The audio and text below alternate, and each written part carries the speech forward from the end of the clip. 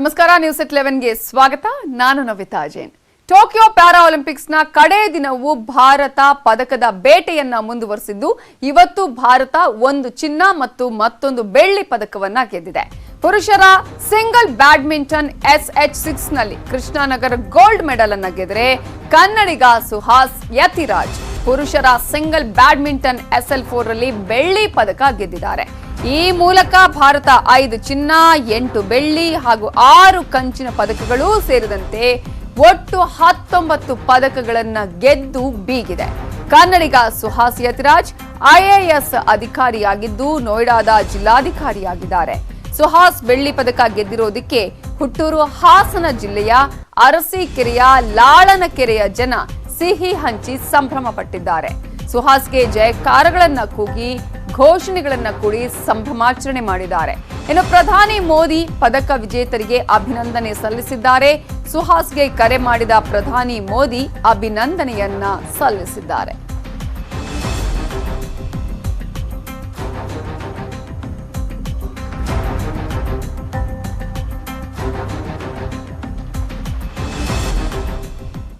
नमस्कार सर। सुहास जी बहुत बहुत बधाई आपको, आपका अभिनंदन सर। बहुत बहुत धन्यवाद sir, thank you very much sir. देश का नाम बढ़ाया, कर्नाटका उत्तर प्रदेश दोनों का गौरव दिलाया, देश को गौरव दिला दिया। धन्यवाद sir, thank you so much sir. आपकी बैच का कौन है गुजरात का अफसर? सर गुजरात में रेमिया मोहन है सर, और यस सर, तो उनकी बैच है।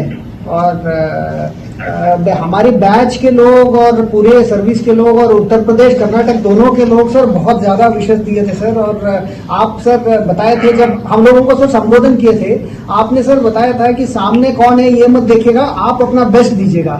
तो सर उसी का ये सर वही उसको मन में भी रखे थे, प्लस सर माइंड बहुत प्रिपेयर करके आए थे सर। और जब बचपन में सर सोचते नहीं थे कि कभी, जब हम एक छोटा सा शहर है सर शिवमोगा, वहाँ का मैं बिलोंग करता हूँ, वहाँ जब हम छोटे थे तो कभी सोचते नहीं थे कभी जिंदगी में IAS बनेंगे या कलेक्टर बनेंगे या सर यहाँ पे पैरालंपिक में मेडल मिलेगा। सर ऊपर वाले की बहुत कृपा रही है सर, और आपका आशीर्वाद रहा सर कि मैं यहाँ तक आया हूँ। तो कभी सोचता नहीं था सर, इनफैक्ट पहले तो सोचता था सर कि मैं दिव्यांग बन गया तो ऊपर वाले ने मुझे क्या ऐसे किया है, तो मैं कभी कभी सोचता था भगवान को। बट भगवान ने सर आज आपके साथ बात करने का मौका दिया, मैं बहुत ज्यादा गौरवान्वित महसूस कर रहा हूँ सर, बहुत ज्यादा खुशी सर। आपने जो शारीरिक कमी थी उसको भी शक्ति में परिवर्तित कर दिया, और उसी का परिणाम है कि आज देश का प्रधानमंत्री भी आपको फोन करने के लिए लालायित होता है। और इसलिए ये आपका अपना पराक्रम है, आपका कॉन्फिडेंस है। और दूसरा दुनिया का नियम है, जो बहुत सोच करके प्लानिंग करके मैं ये बनूंगा मैं वो करूंगा इसी दिमाग को लेके जाते हैं, उनमें से अधिकतर लोग रह जाते हैं सर। लेकिन जो बिल्कुल करते रहते हैं वो कहीं पहुंच जाते हैं सर। तो आपने करके दिखाया है, मेरी तरफ से आपको बहुत बधाई है सर। और उत्तर प्रदेश आपका इंतजार कर रहा है सर। और आपने सर एक बात कही थी, जब हम लोग सर जकार्ता में मुझे ब्रॉन्ज मिली थी सर एशियन पैरा गेम्स में, हम लोगों को आपने बुलाया था, तो सर आपने एक बात कही थी हमें जब संबोधन किए थे, आपने कहा था तो आपने ऑलरेडी जिंदगी में आप जीत लिए तो ये तो आप जीत ही लोगे। वो सर हमेशा मुझे याद रहती है कि जब आपने इतनी इंस्पायरिंग वर्ड्स कही थी सर, तो आज मुझे विश्वास नहीं हो रहा है सर कि मैं भारत के माननीय प्रधानमंत्री जी से बात कर रहा हूँ। मुझे बहुत ही गर्व महसूस हो रहा है सर, कि बहुत ही अच्छा लग रहा है सर। देखिए आपको मेरे कलीग है, देश का सरकार से जुड़ा हुआ हर व्यक्ति मेरा कलीग है, तो कलीग के नाते में तो आपसे बात कर रहा हूँ सर। ये आपके बड़प्पन है सर। चलिए बहुत शुभकामनाएं भैया। Sir thank you so much sir, thank you sir, नमस्कार sir, thank you sir, thank you sir, thank you sir, नमस्ते सर, नमस्कार सर। सुहास जी बहुत बहुत बधाई आपको, आपका अभिनंदन सर। बहुत बहुत धन्यवाद sir, thank you very much sir. Suhas Yathiraj ಪ್ರಧಾನಿ ಜೊತೆ ಮಾತನಾಡಿದ್ರು, ಪ್ರಧಾನಿ ಅಭಿನಂದನೆಯನ್ನ ಸಲ್ಲಿಸಿದ್ರು. ಅವರ ಹುಟ್ಟೂರಲ್ಲೂ ಕೂಡ ಸಂಭ್ರಮ ಮನೆ ಮಾಡಿದೆ. ಅವರ ಸಹೋದರ ಶರತ್ ನ್ಯೂಸ್ 18 ಜೊತೆ ಮಾತನಾಡಿದ್ದಾರೆ. ಏನು ಹೇಳಿದ್ದಾರೆ ನೋಡೋಣ.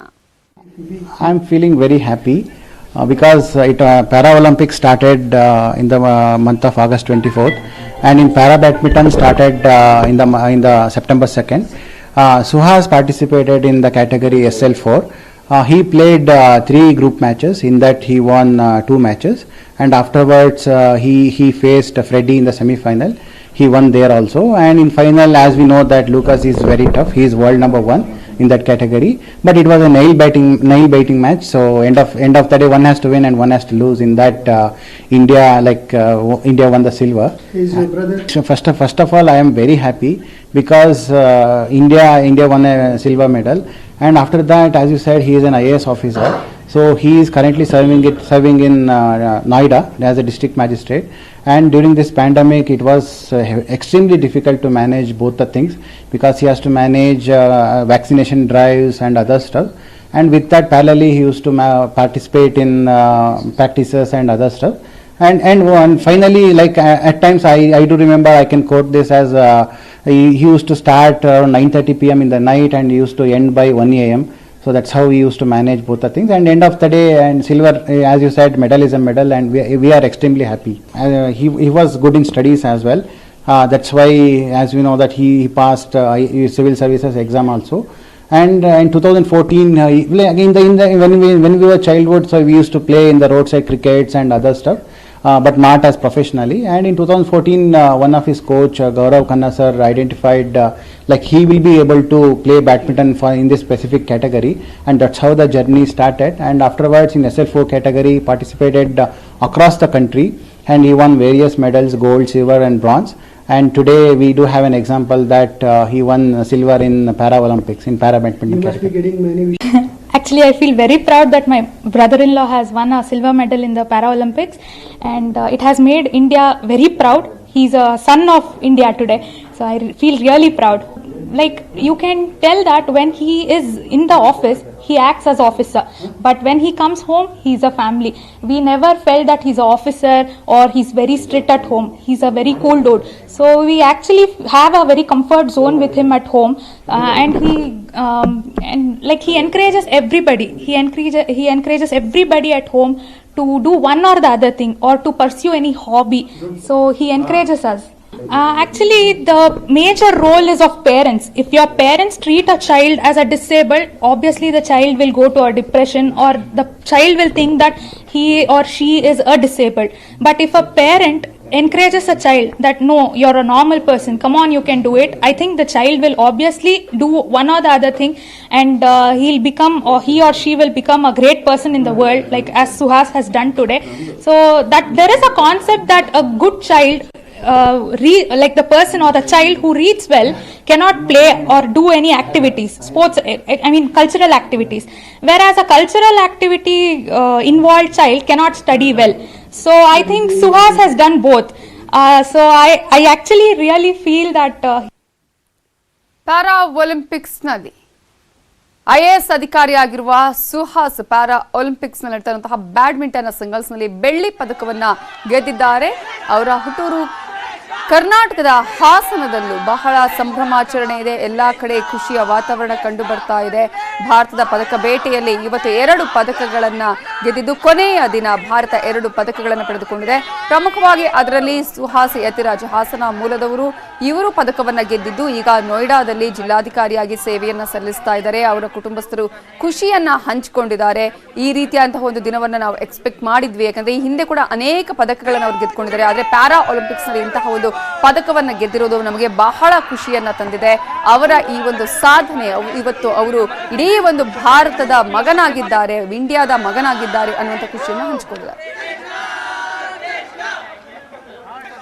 ಇದೇ ವಿಚಾರಕ್ಕೆ ಸಂಬಂಧಪಟ್ಟ ಹಾಗೆ ಮಾತನಾಡೋದಕ್ಕೆ ನಮ್ಮ ಜೊತೆ ಈಗ ಬೆಳ್ಳಿ ಪದಕವನ್ನ ಗೆದ್ದು ಭಾರತದ ಕೀರ್ತಿ ಪತಾಕೆಯನ್ನ ಹಾರಿಸಿದಂತಹ ಸುಹಾಸ್ ಅವರ ತಾಯಿ ಜಯಶ್ರೀ ಅವರು ಈಗ ನಮ್ಮ ಜೊತೆ ಫೋನ್ ಸಂಪರ್ಕದಲ್ಲಿದ್ದಾರೆ. ನಮಸ್ತೆ ಮಾ.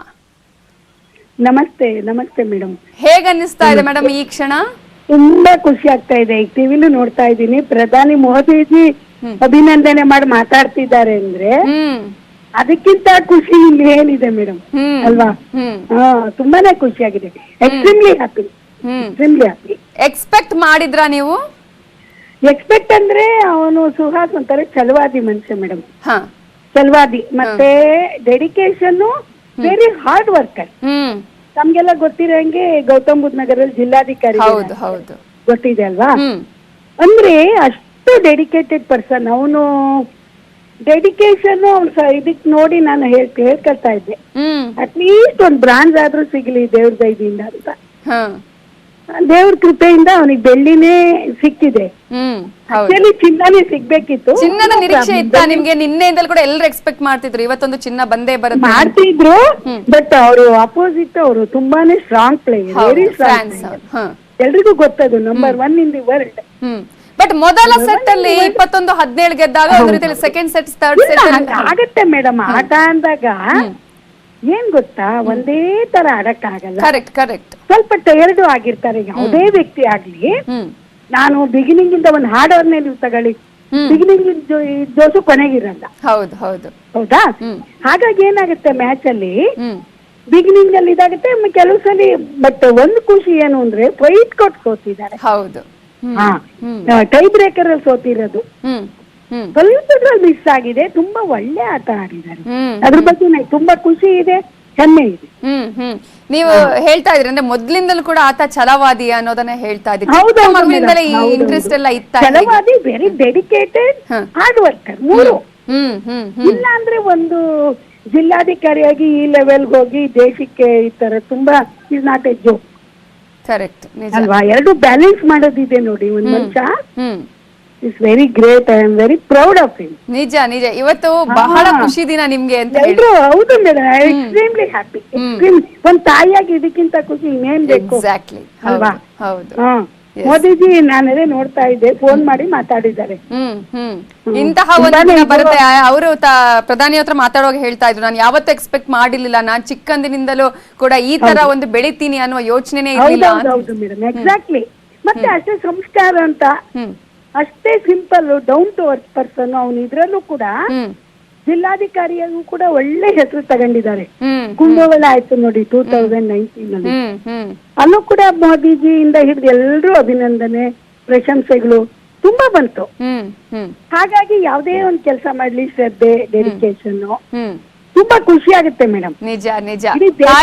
ತಾಯಿಯೇ ಮೊದಲ ಟೀಚರ್ ಅಂತ ನಾವು ಹೇಳ್ತೀವಿ. ಇವತ್ತು ಟೀಚರ್ಸ್ ಡೇ ಬೇರೆ. ಸೊ ನಿಮ್ಗೆ ಅಭಿನಂದನೆಗಳನ್ನ ಸಲ್ಲಿಸ್ತಾ ಥ್ಯಾಂಕ್ ಯು.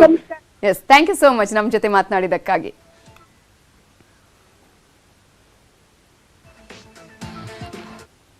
ಕೊರೋನಾ ಜಾಗೃತಿ ಬಗ್ಗೆ ನ್ಯೂಸ್ 18 ನೆಟ್ವರ್ಕ್ ಫೆಡರಲ್ ಬ್ಯಾಂಕ್ ಸಹಯೋಗದೊಂದಿಗೆ ಇಡೀ ದೇಶದಾದ್ಯಂತ ಅಭಿಯಾನ ಮಾಡ್ತಾ ಇದೆ. ಇದರ ಮುಂದುವರೆದ ಭಾಗವಾಗಿ ವಾಟ್ಸ್ಆಪ್ ಮೂಲಕ ನೀವು ಕೂಡ ಪ್ರಶ್ನೆಗಳನ್ನ ಕೇಳಬಹುದು, ನಿಮ್ಮ ಗೊಂದಲಗಳಿಗೆ ಪರಿಹಾರವನ್ನ ಕಂಡುಕೊಳ್ಳಬಹುದು. ಹಲವು ಪ್ರಶ್ನೆಗಳಿಗೆ ವಾಟ್ಸ್ಆಪ್ ಮೂಲಕವೇ ಉತ್ತರವನ್ನ ಪಡೆಯಬಹುದು. ಆ ಪ್ರಶ್ನೆಗಳನ್ನ ಕಳುಹಿಸಬೇಕಾದ ನಂಬರ್ 7977773753. ಈ ನಂಬರ್ಗೆ ನೀವು ವಾಟ್ಸ್ಆಪ್ ಮಾಡಿ ಪ್ರಶ್ನೆಗಳನ್ನ ಕಳುಹಿಸಿದ್ರೆ ನಿಮಗೆ ಈ ನಂಬರ್ ಇಂದನೇ ಉತ್ತರ ಬರುತ್ತೆ. ಇದಿಷ್ಟೇ ಅಲ್ಲ, ಹೆಚ್ಚಿನ ಮಾಹಿತಿಗಾಗಿ ನಿಮ್ಮ ಸ್ಕ್ರೀನ್ ಮೇಲೆ ಕಾಣಿಸ್ತಾ ಇರೋ ವೆಬ್ಸೈಟ್ಗೆ ಲಾಗಿನ್ ಆಗಿ ನಿಖರವಾದ ಉತ್ತರವನ್ನ ಪಡೆದುಕೊಳ್ಳಿ. ಉಳಿದ ಅಪ್ಡೇಟ್ಸ್ ನೋಡೋಣ ಬ್ರೇಕ್ ಆದ್ಮೇಲೆ. Welcome back. ನಿಮ್ಮ ನ್ಯೂಸ್ 18 ಕನ್ನಡ ಸೆಪ್ಟೆಂಬರ್ 1ರಿಂದನೇ ಮಹಾ ಅಭಿಯಾನವನ್ನ ಮಾಡ್ತಾ ಇದೆ. ರಸ್ತೆಯಲ್ಲೇ ನರಕ #ಶಟ್ ದ ಪಾಟ್ ಹೋಲ್. ಈ ಅಭಿಯಾನ ಈಗ ಇಂಪ್ಯಾಕ್ಟ್ ಅನ್ನ ಕೊಡ್ತಾ ಇದೆ. ನ್ಯೂಸ್ 18ನ ಬಿಗ್ ಇಂಪ್ಯಾಕ್ಟ್ ಇದು. ಗುಂಡಿ ಮುಕ್ತವಾಗಿದೆ ಶಿವಾಜಿನಗರದ ಸರ್ಕಲ್. ಗುಂಡಿಯನ್ನ ಮುಚ್ಚಿಸಿದೆ ಸ್ಮಾರ್ಟ್ ಸಿಟಿ ಯೋಜನೆಯ ಅಧಿಕಾರಿಗಳು ಮುಚ್ಚಿಸಿದ್ದಾರೆ. ಗುಂಡಿ ಮುಕ್ತ ಆಗಿದೆ. ಶಿವಾಜಿನಗರದ ಸರ್ಕಲ್ ಯಾವ ರೀತಿಯಾಗಿತ್ತು ಅನ್ನೋದರ ರಿಪೋರ್ಟ್ ಅನ್ನ ನಾವು ಮಾಡಿದ್ವಿ. ಹೇಗಿತ್ತು ಆ ರಸ್ತೆ, ಯಾವ ರೀತಿಯಾಗಿ ಗುಂಡಿಗಳಿಂದಲೇ ತುಂಬಿತ್ತು ಅಂತ ಹೇಳಿ. ನ್ಯೂಸ್ 18 ವರದಿಗೆ ಎಚ್ಚೆತ್ತ ಅಧಿಕಾರಿಗಳು ರಾತ್ರೋರಾತ್ರಿ ಗುಂಡಿನೇ ಮುಚ್ಚಿಸಿದ್ದಾರೆ. ಅಧಿಕಾರಿಗಳು ಈ ರೀತಿಯ ಕೆಲಸವನ್ನ ಮಾಡಿದ್ದಾರೆ. ಅಟ್ಲೀಸ್ಟ್ ಈಗ ಮಳೆ ಬರದಿದ್ರೆ ರಸ್ತೆಗೆ ಇವತ್ತೇ ಟಾರು ಭಾಗ್ಯ ಇತ್ತು. ಆದ್ರೆ ನಿನ್ನೆ ಮಳೆ ಬೇರೆ ಸುರಿದಿದೆ, ಕಾರಣ ಪ್ಯಾಚ್ ವರ್ಕ್ ಮಾಡಿ ಗುಂಡಿಯನ್ನ ಮುಚ್ಚಲಾಗಿದೆ. ಇವತ್ತು ರಾತ್ರಿ ಮಳೆ ಇಲ್ಲದೆ ಇದ್ರೆ ಟಾರು ರೋಡ್ ಹಾಕಲಾಗುತ್ತೆ ಅಂತ ಹೇಳಿ ಸ್ಮಾರ್ಟ್ ಸಿಟಿ ಪ್ರಾಜೆಕ್ಟ್ ಇಂಜಿನಿಯರ್ ಮಾಹಿತಿಯನ್ನ ಕೊಟ್ಟಿದ್ದಾರೆ. ಶಿವಾಜಿನಗರದ ರೋಡ್ ಬಗ್ಗೆ 2 ದಿನದ ಹಿಂದೆ ವರದಿಯನ್ನ ಪ್ರಸಾರ ಮಾಡಿದ್ವಿ. ಅಲ್ಲಿ ಯಾವ ರೀತಿಯಾಗಿ ರೋಡ್ ಇದೆಯೋ ಅಥವಾ ಗುಂಡಿ ಮಾತ್ರ ಇದೆಯೋ ಅನ್ನೋದರ ಸಂಪೂರ್ಣ ಮಾಹಿತಿಯನ್ನು ಕೂಡ ನೀಡಲಾಗಿತ್ತು. ಈಗ ಎಚ್ಚೆತ್ತಂತಹ ಅಧಿಕಾರಿಗಳು ಈಗ ತೇಪೆ ಹಚ್ಚುವಂತಹ ಕೆಲಸ ಮಾಡಿದ್ದಾರೆ. ಅಂದ್ರೆ ಅಲ್ಲಿ ಟಾರ್ ಹಾಕುವಂತ ಪ್ರಯತ್ನ ಆಗಿದೆ, ಗುಂಡಿಗಳನ್ನ ಮುಚ್ಚಲಾಗಿದೆ. ಒಂದು ವೇಳೆ ಮಳೆ ಬರದಿದ್ರೆ ಇವತ್ತೇ ಟಾರ್ ಅನ್ನ ಹಾಕಿಸ್ತೀವಿ ಅನ್ನೋದನ್ನ ಕೂಡ ಇಂಜಿನಿಯರ್ ಹೇಳಿದ್ದಾರೆ. ನ್ಯೂಸ್ 18 ಕನ್ನಡ ಮಾಡ್ತಾ ಇರುವಂತಹ ಈ ಮಹಾ ಅಭಿಯಾನ ಈಗ ಇಂಪ್ಯಾಕ್ಟ್ ಅನ್ನ ಪಡೆದಿದೆ.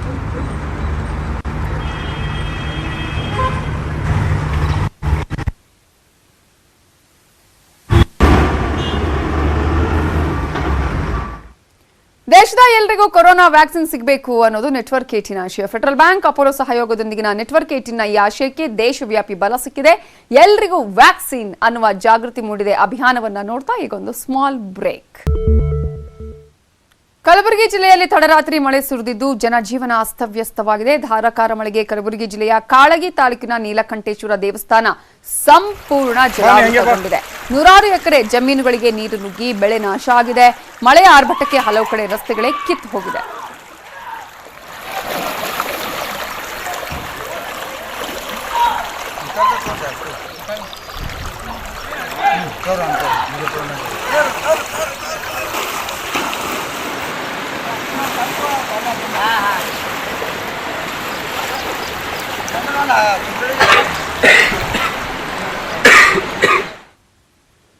ಇವಿಷ್ಟು ಈ ಹೊತ್ತಿನ ಪ್ರಮುಖ ಸುದ್ದಿ. ನೋಡ್ತಾ ಇರಿ ನ್ಯೂಸ್ 18 ಕನ್ನಡ. ಜಾಲ ನಮ್ಮದು, ಬಲ ನಿಮ್ಮದು.